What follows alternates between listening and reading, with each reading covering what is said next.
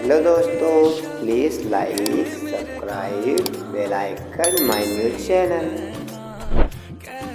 दिन मंगलवार, हिंदी तिथि 10वीं। और आइए बात करते हैं आज के मुख्य समाचार में देश भर की तमाम बड़ी खबरों पर नजर डालते हैं। देखिए दोस्तों, एक तो आज की 10वीं तिथि के दिन रामदेव जयंती है और तेजा दशमी का मेला भी लगता है देश भर में कई जगहों पर। खास तौर से राजस्थान राज्य में ये पर्व बड़ी ही धूमधाम से मनाए जाते हैं। तो आप सभी को रामदेव जयंती और तेजा दशमी की ढेर सारी हार्दिक शुभकामनाएं। और वहीं दोस्तों, बैंकिंग क्षेत्र के लिए भी आज का दिन इतिहास में बहुत ही खास दिन है, क्योंकि आज ही के दिन दुनिया में पहले एटीएम की शुरुआत हुई थी। 2 सितंबर 1969 को न्यूयॉर्क शहर में दुनिया का पहला एटीएम खुला था। और आज के दिन को वर्ल्ड कोकोनट डे यानी विश्व नारियल दिवस के रूप में भी मनाया जाता है। चलिए आगे बढ़ते हैं अपन खबरों में। देखिए, पहली खबर, प्रधानमंत्री नरेंद्र मोदी अपने चीन और जापान दौरे की यात्रा करके वापस भारत लौट आए हैं। चीन के तियानजिन से उम्मीद और रूस के भरोसे का तोहफा लेकर दिल्ली लौटे प्रधानमंत्री नरेंद्र मोदी। और पीएम मोदी के चीन के दूसरे दिन के दौरान एससीओ समिट में आतंकवाद के खिलाफ भी भारत की एक बड़ी जीत दिखाई दी। पाकिस्तानी पीएम की मौजूदगी में जम्मू पहलगाम हमले की निंदा की और इसमें एससीओ समिट के मेंबर देश भी बोले कि आतंकियों को सजा दिलाना जरूरी है। चीन में पाकिस्तानी पीएम के ही सामने प्रधानमंत्री नरेंद्र मोदी ने जम्मू पहलगाम हमले का मुद्दा उठाया। और अच्छी बात यह रही कि एससीओ समिट के सभी मेंबर देश भी आतंकवाद के खिलाफ भारत के साथ खड़े हुए हैं। वहीं इस दरमियान पीएम मोदी रूस के राष्ट्रपति व्लादिमीर पुतिन के साथ कार में तकरीबन 45 मिनट तक सीक्रेट बातचीत भी की है। रूसी राष्ट्रपति खुद पीएम मोदी के साथ ही कार में जाने के लिए उनका इंतजार किए 10 मिनट तक उन्होंने प्रधानमंत्री नरेंद्र मोदी का वेट भी किया। और इस एससीओ समिट के समापन के बाद वर्ल्ड मीडिया का क्या रिएक्शन रहा, देखिए आप। न्यूयॉर्क टाइम्स ने लिखा कि ट्रंप ने भारत की मुश्किलें बढ़ाई, तो द रॉयटर्स बोला मोदी और पुतिन के साथ अमेरिका को चुनौती दे रहा चीन। और चीन में एक अनोखा वाकया ये भी देखने को मिला, जब पुतिन से बात कर रहे थे नरेंद्र मोदी, तब बगल में खड़े थे पाकिस्तानी पीएम शहबाज, जो कि टकटकी लगाकर देखते रहे। और भी ये एससीओ समिट की कुछ तस्वीरें आप देख सकते हैं। इस दरमियान पीएम मोदी ने दुनिया के कई दिग्गज नेताओं के साथ मुलाकात की और चीनी राष्ट्रपति शी जिनपिंग की पसंदीदा रेड फ्लैग कार में भी घूमे पीएम मोदी। वहीं मोदी ने चाइनीज राष्ट्रपति शी जिनपिंग को भी भारत आने का न्योता दिया। तो कुछ ये मोमेंट्स रहे चीन में पीएम मोदी के।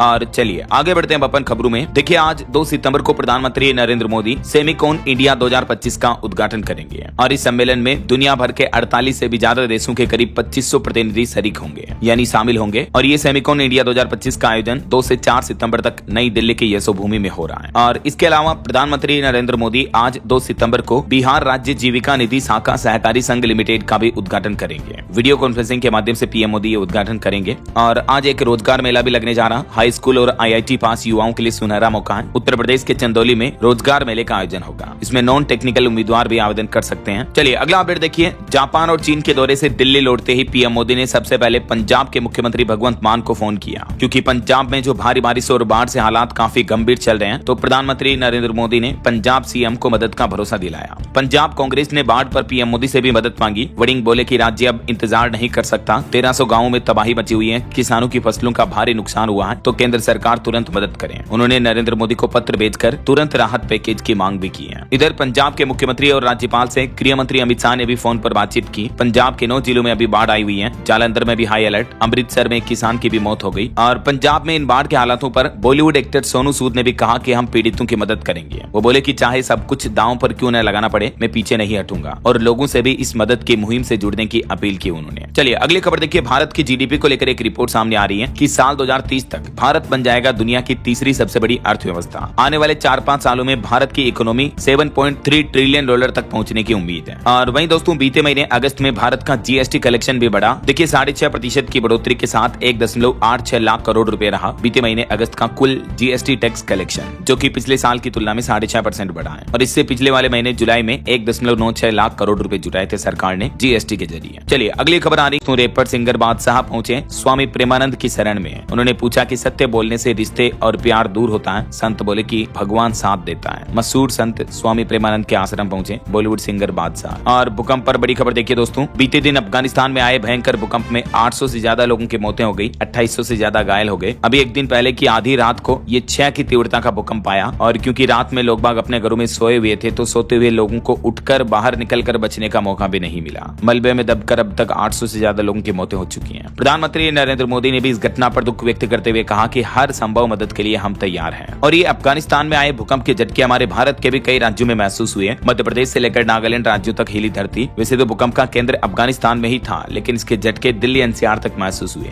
ये देखिए हरियाणा गुरुग्राम की भी कुछ तस्वीरें। आधी रात कांपी धरती, भूकंप के झटके लगे, छत पर लगे झूमर वगैरह भी हिलने लग गए ऑटोमेटिक, है ना। और कुछ बड़ी दुर्घटनाएं देखिए दोस्तों। तेलंगाना में बस और ट्रेलर ट्रक की टक्कर में 4 लोगों की मौत हो गई। वहीं आंध्र प्रदेश में भी गणेश विसर्जन जुलूस के दौरान एक ट्रैक्टर पलट गया, जिसमें 4 श्रद्धालुओं की मौत हो गई। और गुजरात के सूरत में भी कपड़ा मिल में ड्रम फटने से भीषण आग लग गई, इसमें 2 लोगों की मौत हो गई। कई महिला मजदूरों के अंदर फंसे होने की आशंका है। बचाव अभियान अभी भी जारी है। चलिए खबर देखिए Rajasthan. Please like, subscribe, bell icon my news channel.